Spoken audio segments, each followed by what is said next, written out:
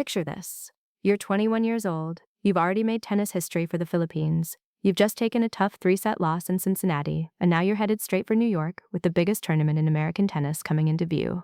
That alone would be enough pressure for almost anybody. But Alex Eala's 2026 season has been anything but ordinary. In a matter of months, she has gone from one of the sport's most promising young players to a genuine international attraction, winning her first WTA Tour singles title, knocking out a defending Wimbledon champion on center court, and building the kind of fan following that can turn an ordinary tennis match into something that feels much bigger. Now comes New York, Arthur Ashe Stadium, and another chance to prove that this remarkable run is no fluke. First, though, Cincinnati delivered a reality check. Eala faced Amanda Anisimova and started brilliantly, taking the opening set 6-4. But Anisimova responded like the elite competitor she is, winning the second set 6-4 before taking control of the decider 6-2. Just like that, Eala's Cincinnati run was over. For a young player having the season of her life, that kind of loss can sting. But one defeat doesn't erase what Eala has accomplished in 2026. If anything, it creates an intriguing question heading into New York. How does she respond? Because the story of Eala's season is really a story about responding. Washington provided the clearest example. The field was stacked, and Eala kept finding ways through it. One of her biggest victories came against 4-time Grand Slam champion Naomi Osaka. Eala beat Osaka 6-4, 6-2 to reach the biggest final of her career, setting up a championship showdown against American star Jessica Pegula. Pegula was no ordinary final opponent. She was the world number 3 and the top seed in Washington. The championship itself became a test of patience as much as tennis. Rain disrupted the match and forced the final to be completed the following day. Eala returned to the court trailing by a set, with everything still hanging in the balance. Then she flipped the match. Eala took the second set 6-4 and absolutely stormed through the third, winning it 6-0. The final score was 4-6, 6-4, 6-0. And with that victory, Eala became the first player from the Philippines to win a WTA Tour-level singles title. Think about what that means. This wasn't simply another trophy for another rising player. Nobody from the Philippines had ever done it before at WTA Tour level. At 21, Eala had crossed a line no Filipino tennis player had crossed, and her reaction told you how much it meant. After match point, the emotion poured out. Eala dropped to her knees, overwhelmed by what she had just accomplished. She later admitted that the nerves were so intense near the finish that she was simply trying to channel them into her movement and shot-making. But Washington wasn't where the world first realized something special was happening. That moment came on the grass at Wimbledon. Eala arrived at the All England Club, already carrying history with her. Her run pushed Filipino tennis into territory it had never reached before in the Open era. After beating Maya Joint in 3 sets, she advanced to face defending champion Iga Swiatek. And this wasn't happening on some quiet outside court. This was center court. The defending Wimbledon champion was on the other side of the net, and Eala was facing the kind of occasion that can overwhelm even experienced professionals. Instead, she produced the biggest Grand Slam victory of her career. The first set became a battle. Eala held her nerve through an extraordinary tiebreak, winning it 11-9. Then she took command, winning the second set 6-2 and completing a 7-6, 6-2 upset of Swiatek.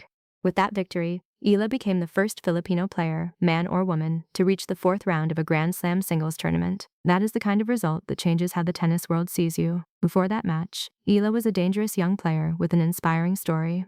After it, everybody knew she could walk onto one of the most famous courts in sports, face a defending Grand Slam champion, and win. And that matters now, because New York is a different beast. The US Open doesn't whisper, it comes at you full volume.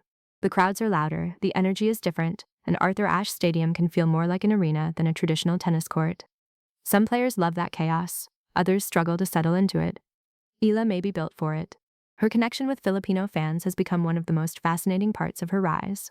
Wherever she goes, that support follows. Flags appear in the stands, fans make themselves heard. Matches begin to carry a sense that an entire community is experiencing every point alongside her. That emotional connection is bigger than a ranking, and at the 2026 US Open, American fans are going to get an early look at Eala inside Arthur Ashe Stadium even before the main tournament drama fully unfolds. She is officially part of the Stars of the Open exhibition during US Open Fan Week. The event is scheduled for August 27th at Arthur Ashe Stadium, where Eala is set to face American rising star Eva Jovic in a 1-set exhibition match. The lineup also includes Amanda Anisimova, Marta Kostyuk, Joao Fonseca, Lerner Tien, Arthur Fils, and Alex Michelsen. That matchup against Jovic could be more important than it looks. Yes, it's an exhibition, but it gives Eala an opportunity to experience the scale, sound, and atmosphere of Ashe before the biggest matches arrive. For somebody preparing for the pressure of the US Open, getting comfortable in that environment can be valuable. And comfort may matter because expectations around Eala have changed dramatically. A year ago, people could talk about potential. Now there is evidence. There's the Wimbledon breakthrough. There's the victory over Swiatek. There's the Washington Championship. There's the win over Osaka. There's the comeback against Pegula. Those results changed the conversation from, could she become one of the best, to something much more immediate. How far can she go right now? Of course, there are still areas of her game that will be tested, especially on New York hard courts. The US Open rewards players who can take control of points early, protect their service games, and stay aggressive when the pressure climbs. Eala will need every part of her game working together because the field won't give her anything for free. Cincinnati was proof of that. Anisimova lost the opening set but adjusted and took over the match.